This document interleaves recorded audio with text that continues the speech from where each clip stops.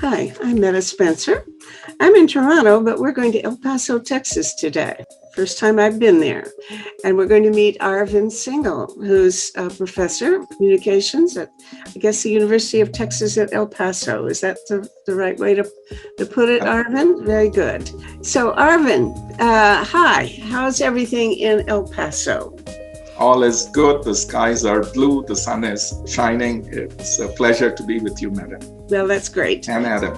I'm looking forward to our conversation because we're going to talk about something that has been on my mind for quite a while. Let me take a minute to set it up. As many of you will have heard, I complain all the time about how I think democracy is broken, that we have crazy regimes coming to power all around the world. We had obviously the Trump regime in the US, but we have Modi, we have Duterte, we have, I won't name them all. You can fill in the blanks. Bolsonaro, a bunch of what I consider plain lunatics in power. And they get in power perfectly democratically because the voters are lunatics. And that's really what's worrying me, that we have a large population of people who believe things like, if you get a vaccination, they're going to insert a chip into your body that will now allow people to track you. That kind of thing that normally would be regarded as a strong sign of psychological disorder. But when you have, like a quarter of the voting population believing things like that and voting for people who have delusions, then there's something seriously wrong that you can't handle as an individual pathology. It means that the culture is messed up. And how do you fix a culture? Because I've never heard anybody really come up with an idea, a systematic way of saying we have to change the culture, and here's a program for doing it. Well, the only way I know to do it would be to change the cultural content, because people are immersed in a culture in which they see things that treat weird ideas as normal, and they tend to believe it. So what we have to do is create a culture to surround people that has sensible and good ideas and practical approaches to real problems, to acknowledging real problems and addressing them seriously, and so on. And this is a challenge for people who are specialists in communication. So Arvind Singhal is a professor of communications, and he and I met in, I think, Atlanta, Georgia, for about 5 minutes, something like 15 years ago, and had a real short conversation about the use of soap operas for social change. And so I want to pick up that line of thinking, because I know that he teaches a course, or maybe a whole bunch of courses, that address that kind of issue, that we learn not only from our trial and error by getting our fingers burnt on a hot stove, but by seeing other people get their fingers burnt so that we don't have to do it. We can watch the harmful consequences that other people experience by adopting wrong ideas and wrong practices and wrong assumptions, and we can learn from their mistakes and the penalties that they suffer as a result of having bad decisions. And so that's the theory I'm working on. It's called social learning theory. And I think we need to start off by paying tribute to a man who was one of the leaders of that strain of thought in social learning theory, Albert Bandura. Arvind, tell me about what you know about Bandura, because he died just a few weeks ago. And I think you were about to say that you had been in touch with his family. So that means that you must have known him, which I didn't. Certainly, Metta, you're asking and raising good questions, very relevant to our times. Al Bandura, up until a few weeks ago, was the most honored, most respected, most well-known, most influential social psychologists that were living. His work lives on.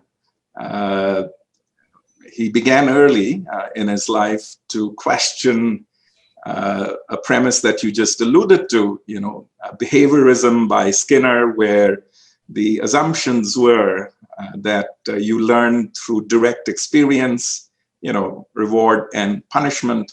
And Bandura questioned that and took us, as you've said, into the realm of vicarious learning, that you can learn indirectly through the experience of others, not touching a hot stove. But I think more importantly, from our perspective in the context of media role modeling, Bandura's work, social learning theory, media role modeling,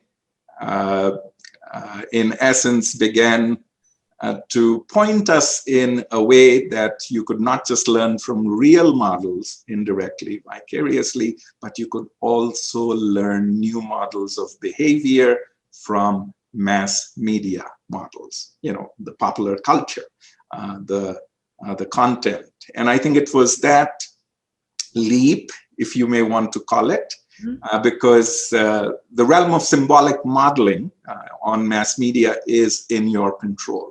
You can author a certain scripts. You can show certain role models doing certain things, which, just to give you an example, I did work in India with a radio soap opera, very popular, called Taru, which was the name of the protagonist. She's a young, fiery woman,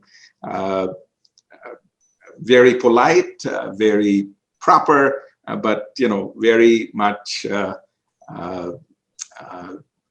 aiming for a more equal status for little girls and women. And in this particular soap opera, Taru, which was broadcast since it was radio, the audience was mostly rural, in 4 of the most poor Indian states, poor not just in terms of socioeconomics, but also in terms of, the status of women.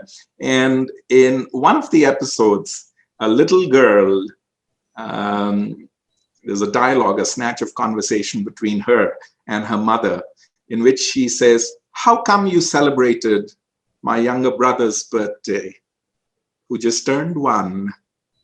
And I'm 4 years old," or she probably doesn't even know how old she is, "You've never celebrated mine."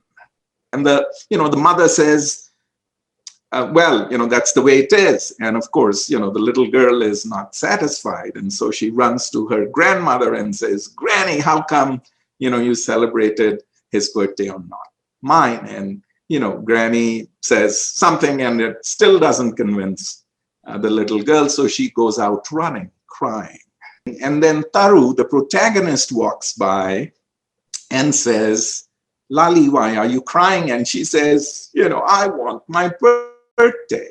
I want my birthday." And Taru says, "Okay, we, the village of, whatever the fictional name of the village is, gonna come together and celebrate your birthday." So the birthday is announced on a radio soap of a little girl, Lali.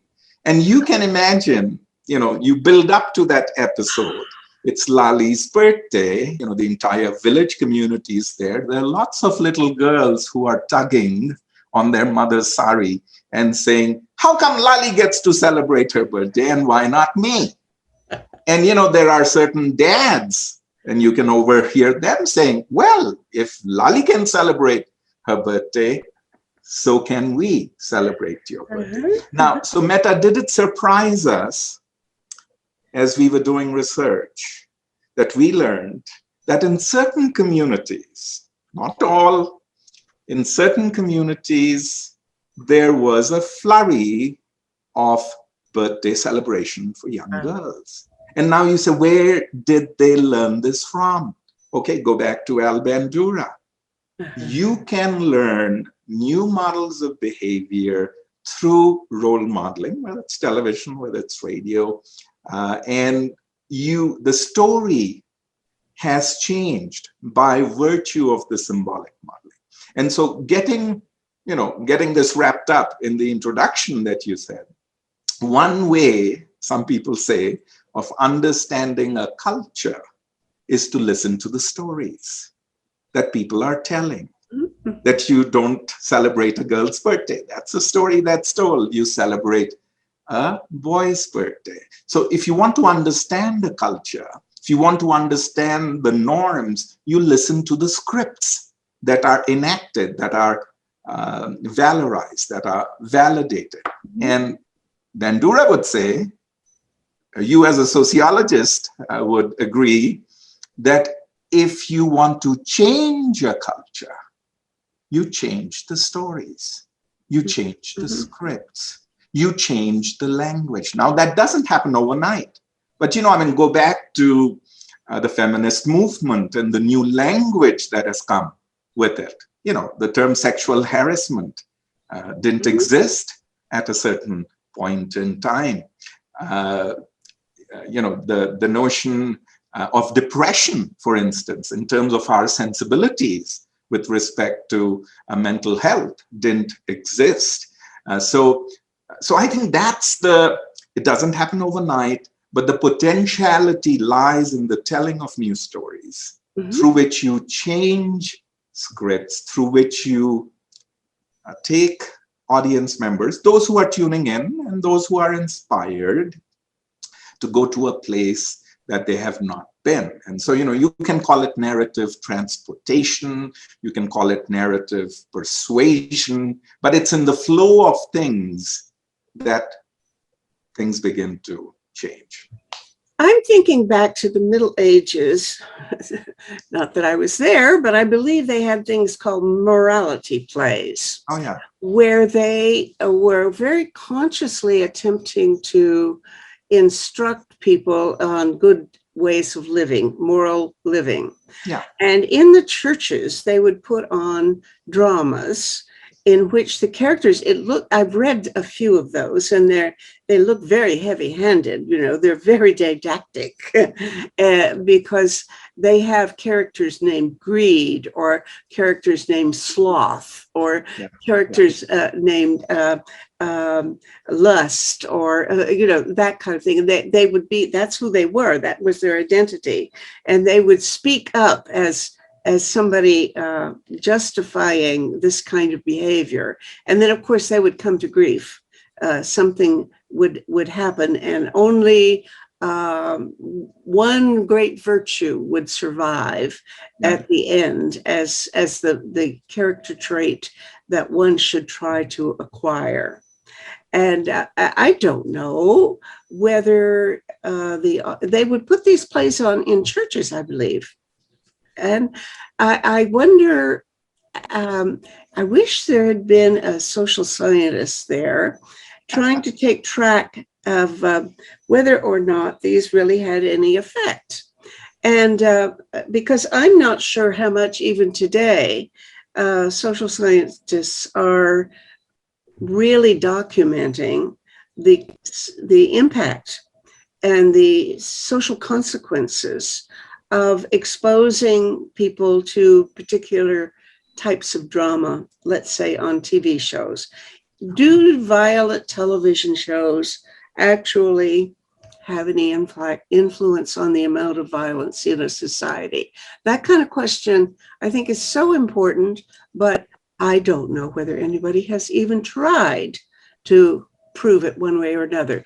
You, as a professor of communications, will probably know if any such research does exist. Does it? It does, and different scholars, social scientists come at it in different ways. Albert Bandura, as you know, was coming at it from the perspective of how does one learn new behaviors through, vicarious modeling, and of course there was the notion of reinforcement, positive and negative reinforcement given to a model. So if Lali is rewarded with a birthday, and if she has a good time and her her father has a good time, then, it may inspire. So modeling and its effects. There are people like George Gerbner, again, who's passed, but, they were looking at what media does in terms of our cultivation of certain beliefs, pictures that we develop in our head, stereotyping, for instance. If you see a violent world on television, you begin to think that the world actually is violent, although what you see on screen may not be, let's say, an adequate or an accurate representation of what it really is. There are scholars who have studied how,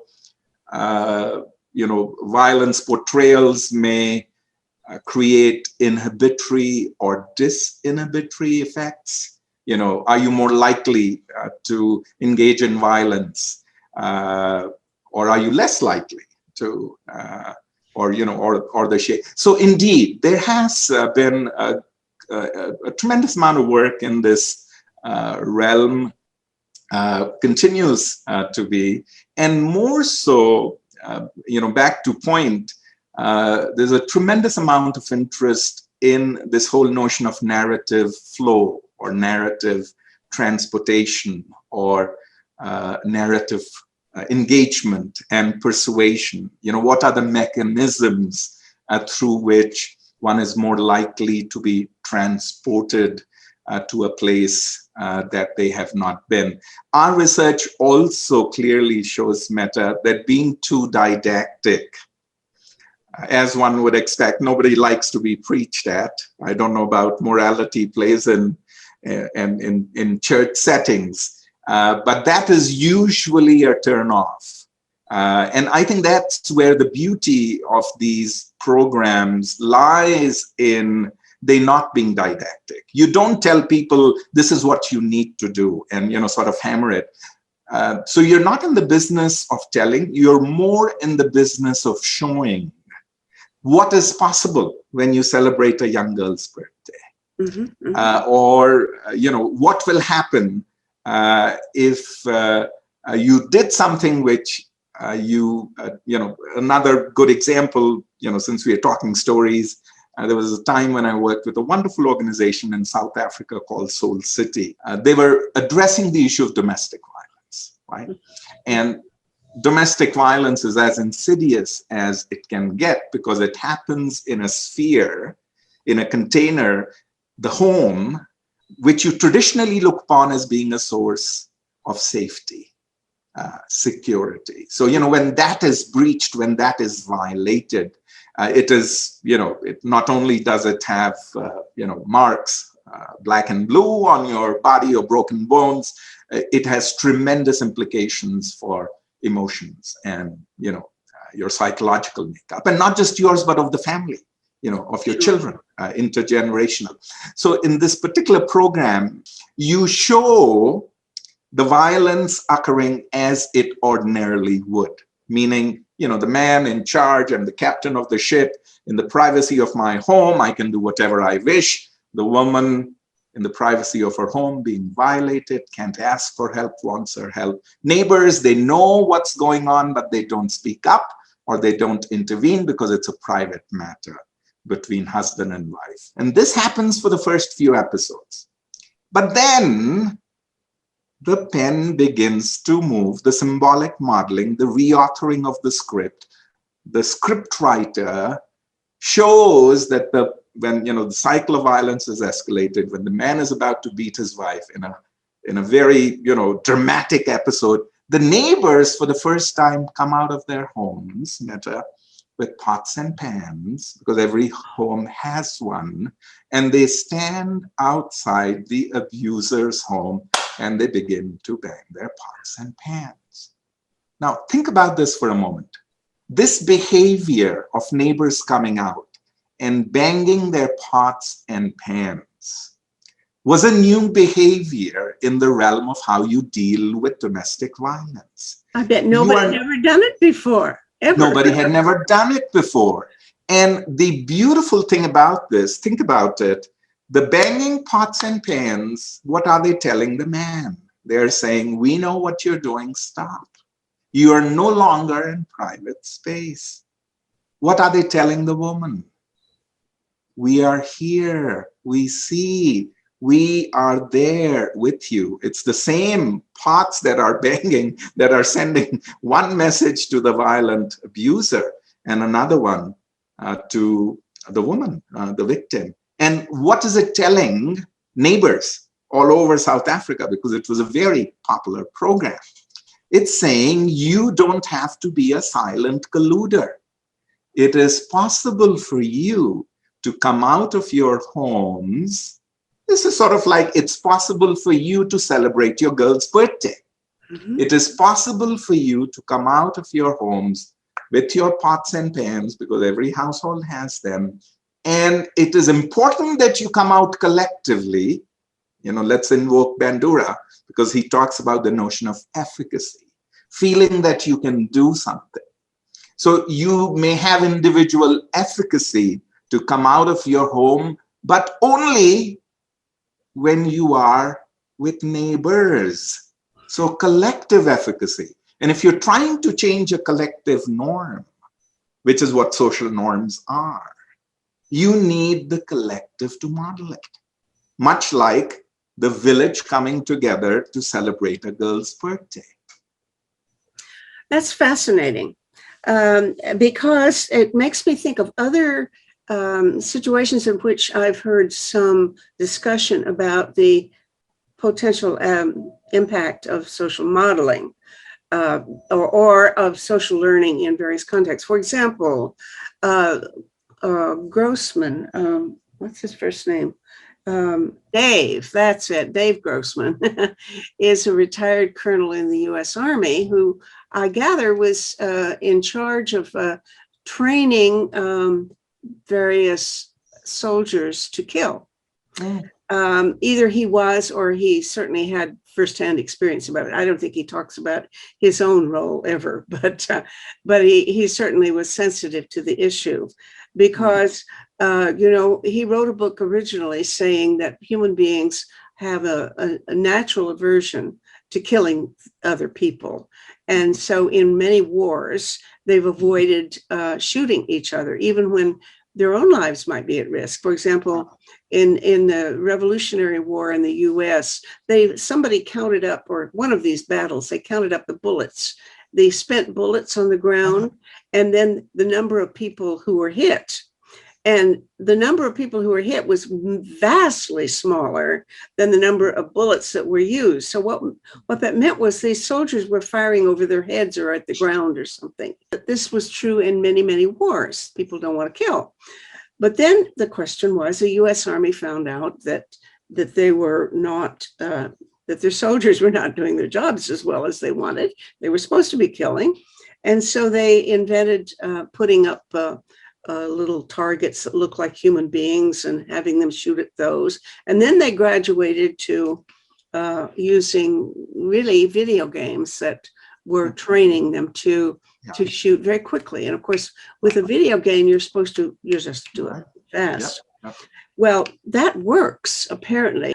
So he's claiming that video games, as most kids use them, actually train them to be violent, and that many of them actually not only learn to want to play, to be violent, but also acquire a certain amount of marksmanship, that you, by using these things, you can actually become a good shot.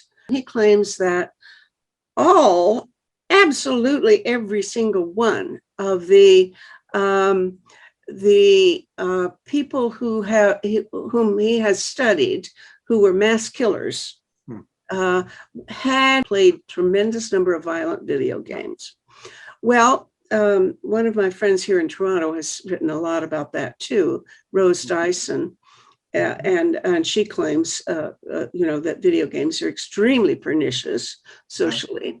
Of course, you can't see the social consequences at the statistical level because there's simply not enough mass killers in a general population to make it show up that, people who, you can't say everybody who's exposed by using video games is going to become a mass killer. That obviously is far from the case. So statistically, it doesn't show up. But I am convinced that, in fact, there really are effects, especially when you find that every single one of the mass killers has been a video game enthusiast. So that is a kind of research that I think would be useful as a way of at least setting the stage for getting people to realize that maybe the exposure that we provide for our children, but even in our own homes for ourselves in watching soap operas or dramas of various kinds, maybe that has significant consequences.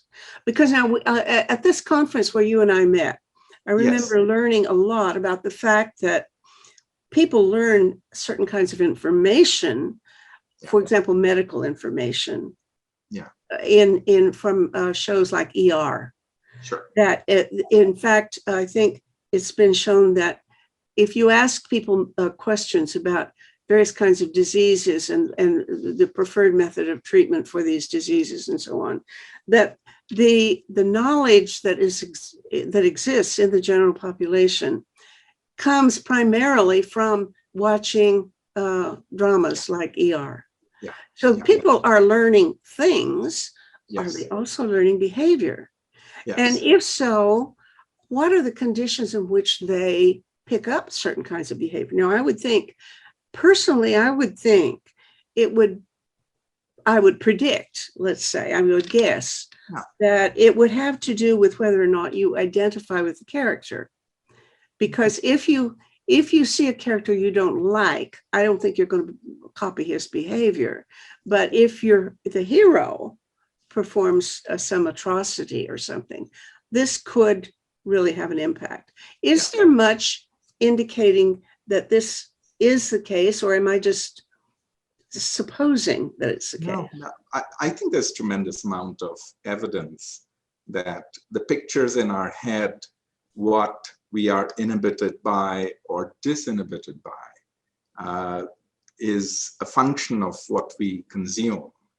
So I was doing some work in Morocco and in Jordan, looking at the strategies that Daesh, ISIS, or other groups use in order to recruit young extremists, let's say in the Maghreb or in the Middle East.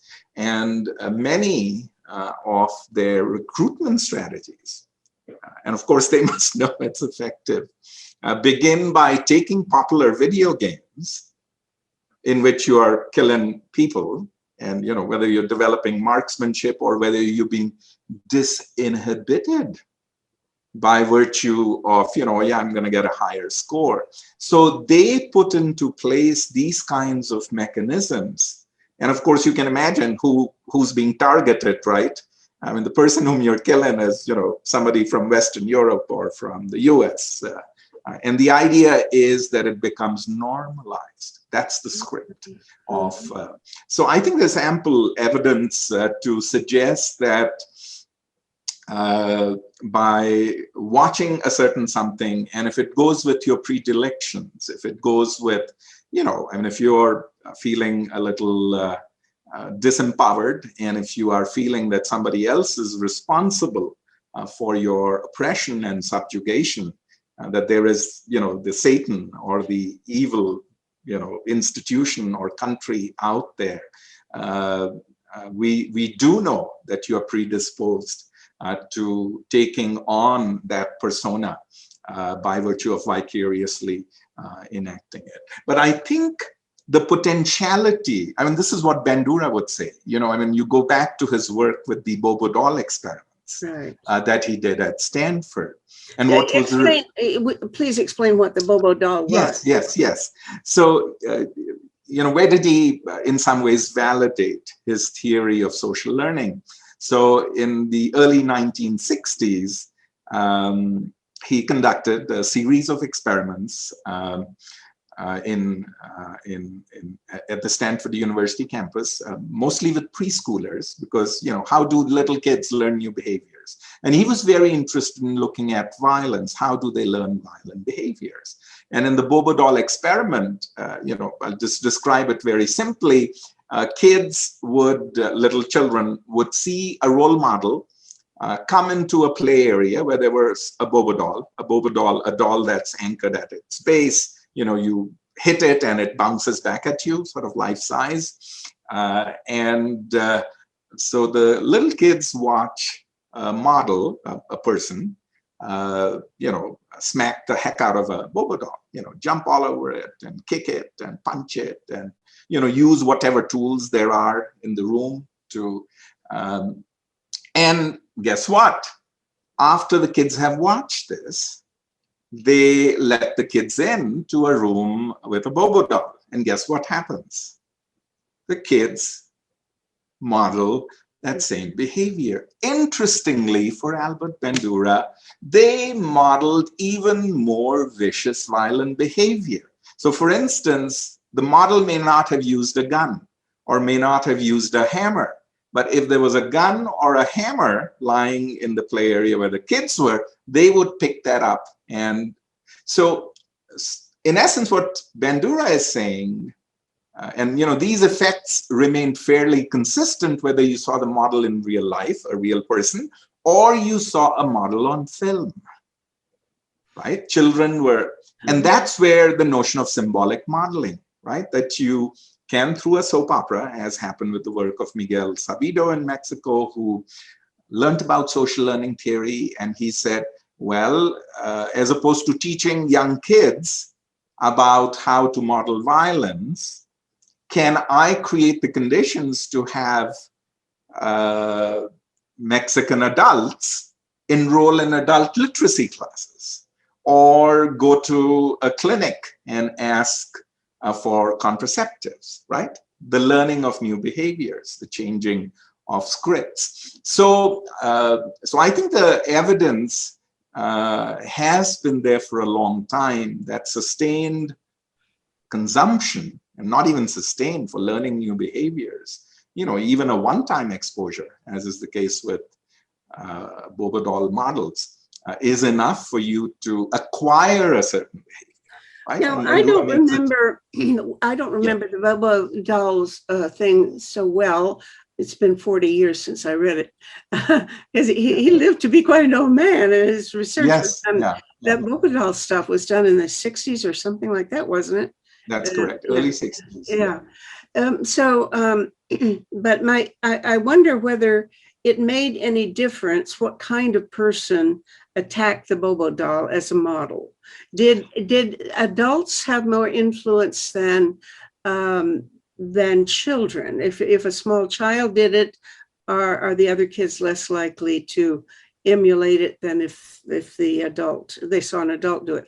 Or if somebody who was identified as a villain did it, did that make any difference? Or did he experiment with those things at all? Yeah, no. So the Bobo doll experiment, its purpose was, if I remember this correctly, it's been a long time, was to see how those who've not been exposed to a certain behavior, children, preschoolers in this case, learn new models of behavior. Mm-hmm.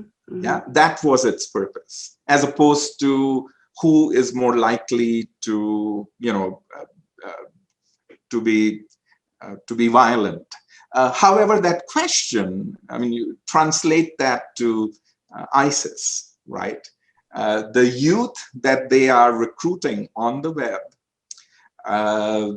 by having them play certain video games and, using their own channels of those who are already predisposed to the notion that, we have a cause and we need to build a caliphate.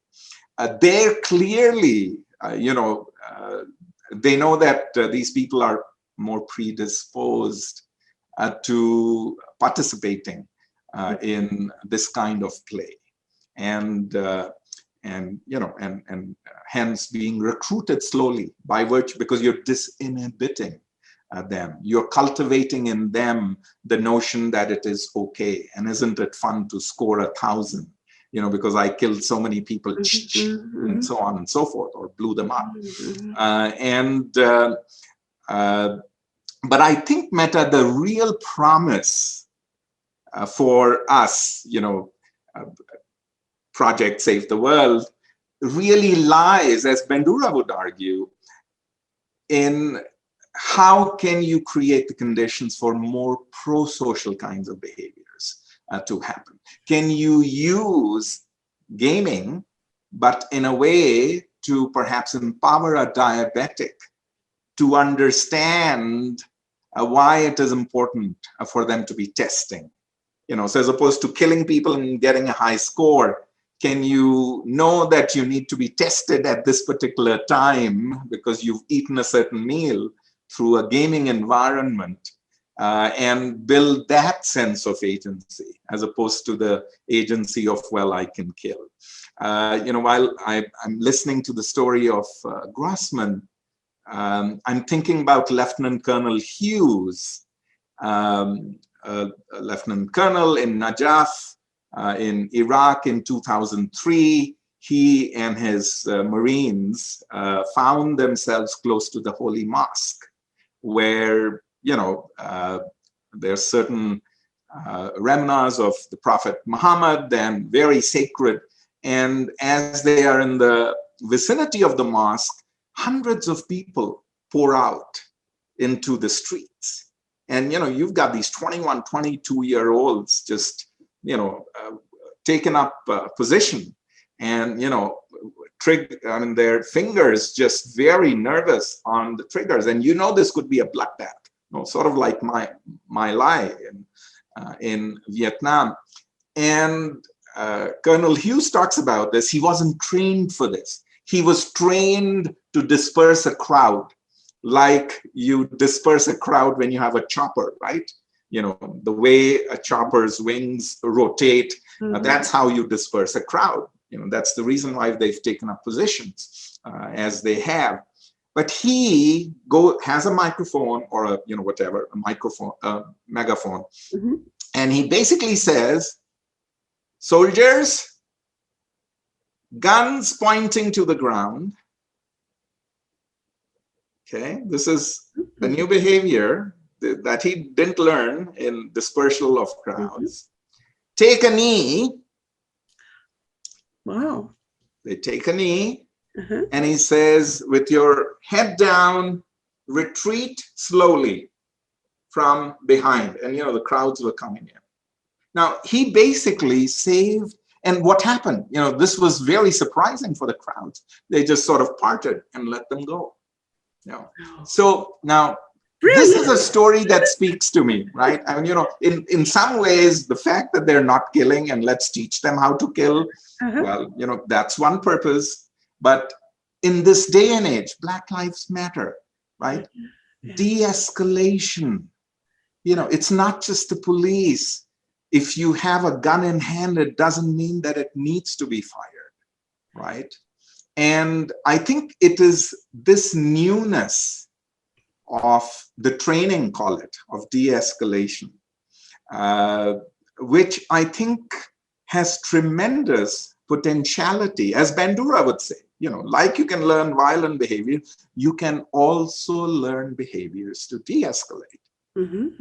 And, you can model certain behaviors. For instance, I do some work with the Clinton School of Public Service in Little Rock. And in North Little Rock, there is an officer, a white man, Officer Tommy Norman. And Tommy Norman is the most loved cop in America. You can Google him.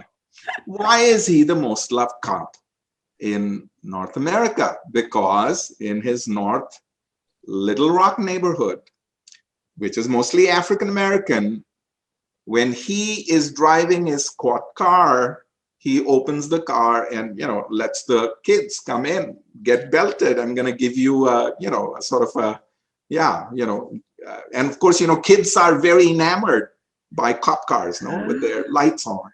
And if there's a birthday party, he's invited. And let's say somebody's in a wheelchair, he'd bring a little toy blinking light. And, now, so he shoots basketball, he skips rope with young girls. And if the kids love him, the community loves him. So the potentiality of these stories of Colonel Hughes or Tommy Norman are what I think grabs me, because I'd like to be transported to that realm. And I hope, this whole notion, as you've said, of polarization, right? And this whole notion of the othering, right? And, I find the work of Parker Palmer very inspiring. His beautiful book, Healing at the Heart of Democracy, that, in order for democracy to survive, we need to heal inside in terms of how we view the world. I remember a story. Tomorrow, one of my friends, Andrei Kamenshikov, will be on the show. And I've known him about 20 some years or 30. And I met him in Moscow once with a guy from, I think, Dagestan. It was a time when there were, all these wars going on in that region. And he said that there were gangs of teenage boys who were becoming getting ready to become, violent terrorists of some kind or other.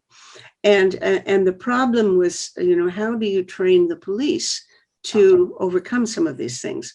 So what his organization was doing, they told me, was they were working with the local police force. And for one thing, they had a little manual, a little booklet about citizens' rights. What you have, and so the people are used to seeing if a policeman comes up to ring the doorbell, it's bad news. There's up for no good. But what they're doing is coming door to door and giving people this little booklet saying, "Here are your rights. Please let us know if you have any problems. We're here to serve you." And then he bought teams of soccer team uniforms and soccer balls and all the equipment for soccer. And he would have the police take on the business of teaching these local kids, high school boys, to play soccer as an alternative to the route that they were going on. So you sort of, your guy in Little Rock is a wonderful example of that kind of thing. That's terrific. Well, now my feeling was, I remember watching The West Wing as a pretty good example. I mean, I'm not 100%, but pretty good example of what a good White House administration team would look like. Every week they would have one real problem. There's always three plots in an hour-long show. And one of them was often about something that was really going on in the US at the time, of controversy. And of course, I've forgotten who was in power at the time. It was before George W. Bush, I think. I don't know Clinton. Who was Clinton. I don't know, because, the thing was, I was told that the reason, one person said, and it has a little plausibility, that the reason Al Gore didn't get elected was that Martin Sheen was so much better at being a president than it looked like Al Gore could be. So he looked pale in comparison. But, then I had a conversation with a guy named Grigory Yeldinsky in Moscow, he ran for president of Russia 3 times. And he came in second or third first couple of times. Okay. I'm not sure. He may have done it again recently, the 4th time. I don't know. But at any rate, point is, he's never going to be president of Russia. But he's the only one I would have ever voted for. And I was telling him that, we were talking about Russian political culture, which in those days I thought was a little behind the times. But now I have to say that there are a lot of other countries in the U.S. that are just as bad as Russia, and a lot of rulers just as bad as Putin, from my point of view, or almost so. But the main thing was that at that point, he was saying, Russians don't have the history of democracy and can't imagine what a good government would look like. And I said, what you need is something like the West Wing, but it would be set in the Kremlin with an excellent Russian president and a good staff and so on. Oh, he was so enthusiastic. He really wanted me to make that happen. And I tried, but it doesn't work. Now, the problem is you can't get Hollywood to take a chance on doing something that risky, commercially it's too big a gamble, and Hollywood does not have any interest in trying to create a really far visionary kind of show in which you would see political role modeling that would be really inspiring or significant changes from the normal assumptions, political assumptions. Yes. So what I have thought is I have this brainstorm, and it's not something I can personally carry out, I think, but I've actually thought about it. I do these talk shows every day, and it wouldn't take much more than another camera or two, and we could go out in the living room, and I could get my friends to play different characters, and we could get some people to write scripts, and we could have a role modeling soap opera or some, a routine show that we make up and put on YouTube, just the way I put these shows up. Now, I really want to get people to thinking in terms of trying such a thing.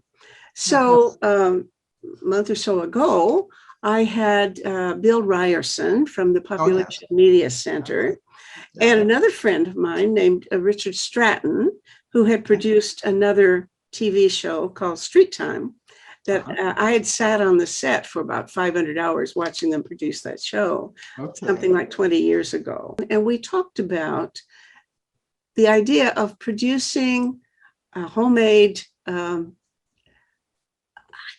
series drama in which good social behavior and activism, because we need to instill in the notion that ordinary people can participate in doing significant political work and changing their society and so on. And I asked them, now, am I crazy? Is this ridiculous? Well, no, it's not ridiculous. It's very, very hard work to organize such a thing, because I'd need 10, 12, 15 people to participate in one way or another to make it happen. So I think maybe some schools of drama in universities or people teaching communication in universities where they actually do workshops on producing TV and drama and that sort of thing. If I can't do this, maybe somebody else could. There are all these competing discourses, right? Competing scripts. And, whether it's vaccine hesitancy or a certain version of political morality, I think there is room principally for alternative scripts. Whether it's Colonel Hughes in a de-escalation situation, or Tommy Norman, or a girl's birthday in Bihar, India 20 years ago, to I'm sure if you had Bill Ryerson, he talked about East Los High and transmedia. I think there is so much room for us to present an alternative discourse. And so Metta, every small new discourse which can transport a few people to a place that they've not been is of value. Mm. And I mean, as Bandura, I think, would agree, and as those of us who work with the mass media, we know, is that if you have strong characters, and let's go back to this notion of morality, and Miguel Sabido, whom Bill Ryerson knows and works with, often talked about having a very strong moral framework. Now, to Hollywood, the whole notion of morality and so on is going to put them off for whatever reasons. But we know that when somebody has moral authority, and if they take, like a Gandhi or a Mandela or a Mother Teresa or a Václav Havel or Colonel Hughes or Tommy Norman, or a Metta, right? Anybody who brings in a discourse that sort of lifts all of us up, right? I mean, that's what moral authority is. And I remember somebody interviewing Mother Teresa, and I had a correspondence relationship with Mother Teresa when I was growing up in India. Really? And yes, and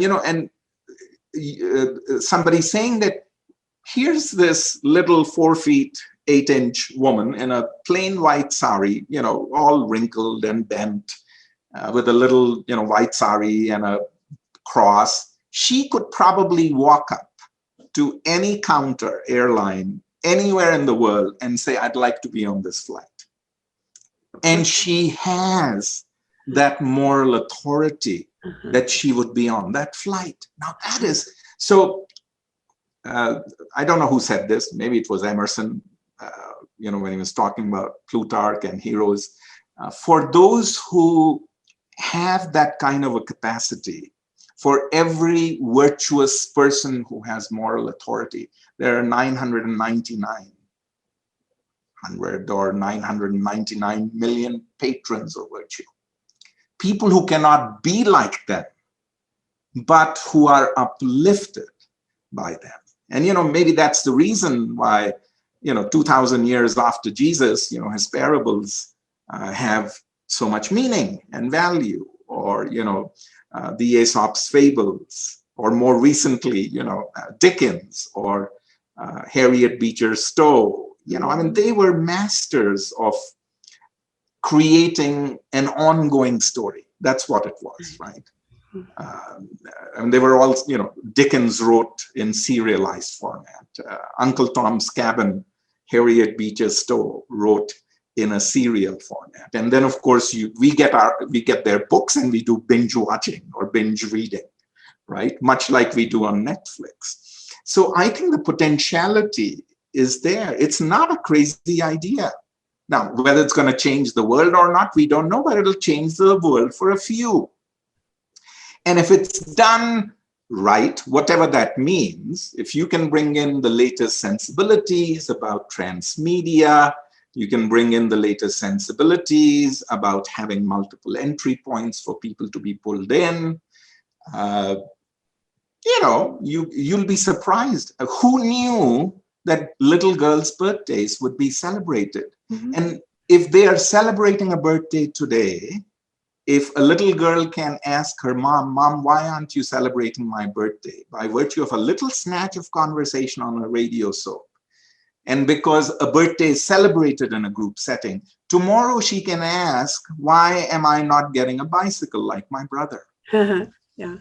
Now, I wonder what I would hope is, it sounds like this was one episode in a drama, or maybe 2 episodes, something like that. But it would be nice to have a drama in which just incidentally somebody comes in, and this is just a side comment. I've just been to the birthday party of the daughter of a family friend. And I have to buy a gift for this birthday party for this little girl I'm going to. So every few weeks, just as in passing, you would refer to, yes, this is a normal thing. We're all going to birthday parties for little girls nowadays. It show that this is just part of life. That I think is I don't know whether whether anybody thought about doing that, but I'm thinking of a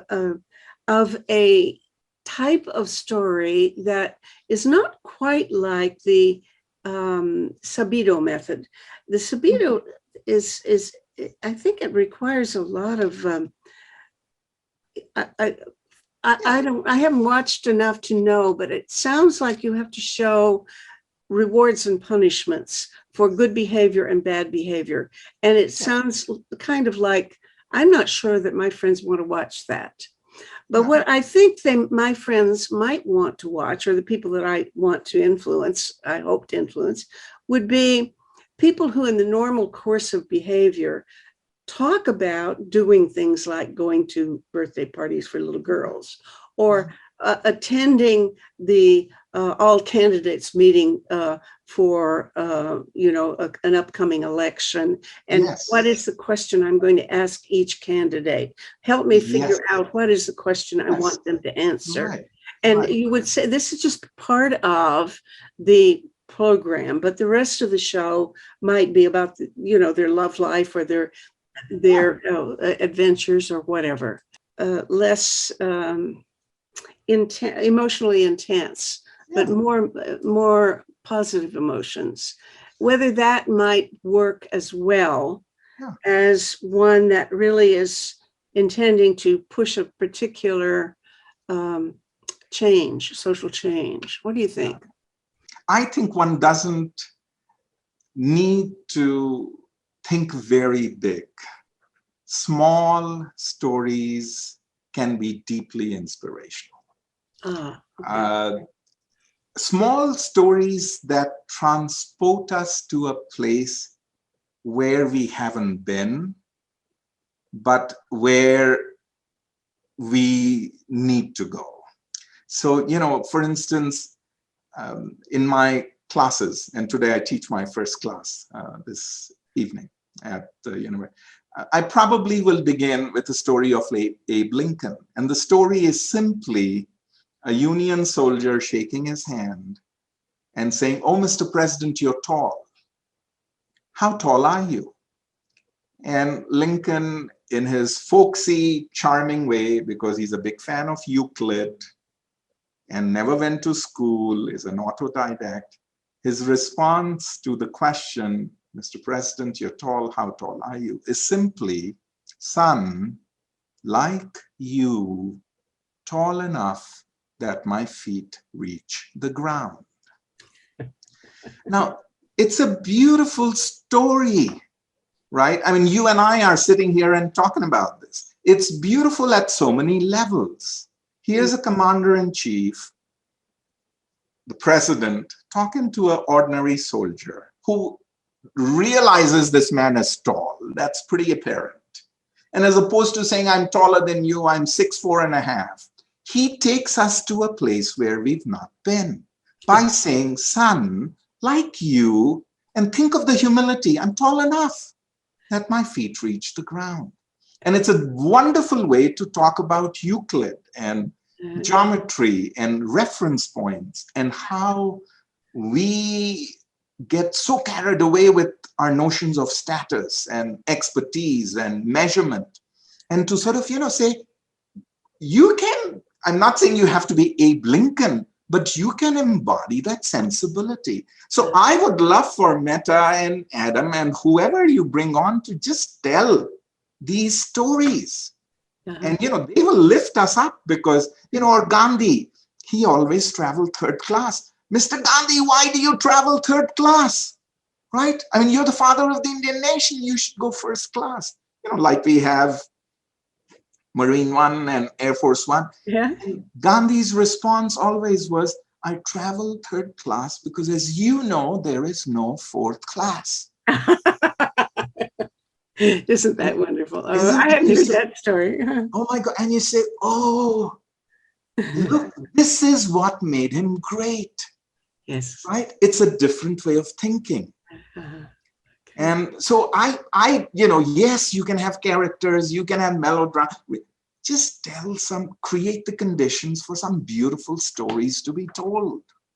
Perfect. Thank you so much. This has been real and inspiring and lots of fun. It's wonderful. Thanks so much, Arvind. Bye.